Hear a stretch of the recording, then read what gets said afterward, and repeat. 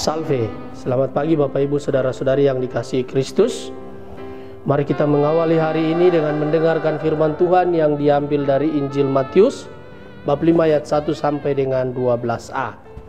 Tuhan bersamamu. Inilah Injil suci menurut Santo Matius. Sekali peristiwa ketika melihat banyak orang yang datang, Yesus mendaki lereng sebuah bukit. Setelah ia duduk, datanglah murid-muridnya. Lalu Yesus pun mulai berbicara dan mengajar mereka, katanya, "Berbahagialah orang yang miskin di hadapan Allah, karena merekalah yang mempunyai kerajaan surga. Berbahagialah orang yang berduka cita, karena mereka akan dihibur. Berbahagialah orang yang lemah lembut, karena mereka akan memiliki bumi. Berbahagialah orang yang lapar dan haus akan kebenaran, karena mereka akan dipuaskan. Berbahagialah orang yang murah hati, karena mereka akan beroleh kemurahan. Berbahagialah orang yang suci hatinya, karena mereka akan melihat Allah. Berbahagialah orang yang membawa damai, karena mereka akan disebut anak-anak Allah. Berbahagialah orang yang dianiaya demi kebenaran, karena merekalah yang mempunyai kerajaan surga. Berbahagialah kamu jika demi aku kamu dicela dan dianiaya, dan kepadamu difitnahkan segala yang jahat. Bersukacita dan bergembiralah, karena besarlah ganjaranmu di surga." Demikianlah sabda Tuhan. Bapak Ibu Saudara-saudari yang dikasihi dalam Kristus Tuhan, tema kita pada hari ini tentang pengorbanan yang mengkuduskan. Setiap kali merayakan pesta semua orang kudus, pertanyaan yang kerap muncul, siapakah sebenarnya orang kudus itu? Dalam Injil hari ini, Yesus memberikan jawaban tegas.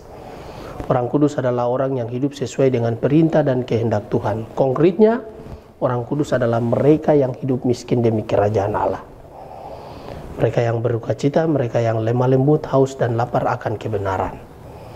Orang kudus adalah mereka yang murah hatinya, yang membawa damai, yang rela dianiaya karena mempertahankan kebenaran iman, yang siap dicela dan dihukum karena nama Tuhan. Saat merayakan pesta semua orang kudus, kita diingatkan akan dua hal.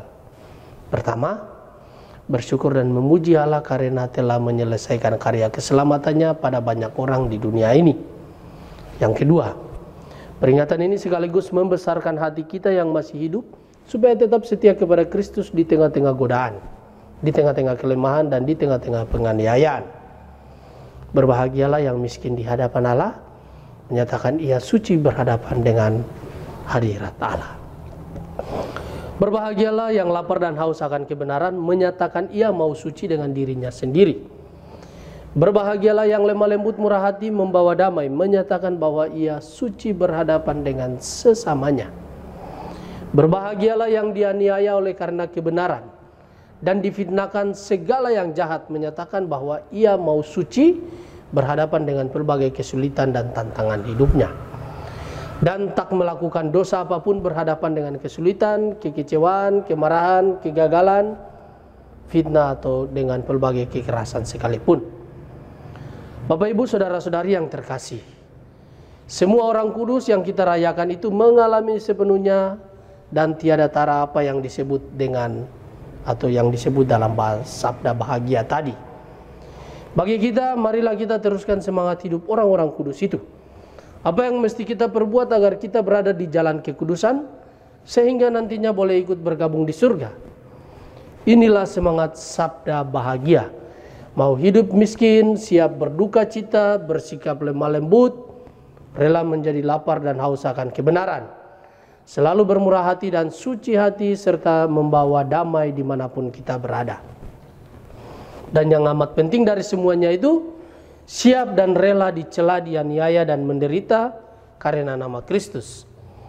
Karena iman kepadanya yang sering membawa kesulitan dalam menempuh karir di masyarakat ini, kita dituntut untuk senantiasa memberanikan diri kita untuk menghadapi segala macam tantangan, karena Kristus sungguh hidup bersama dengan kita. Tuhan memberkati kita sekalian.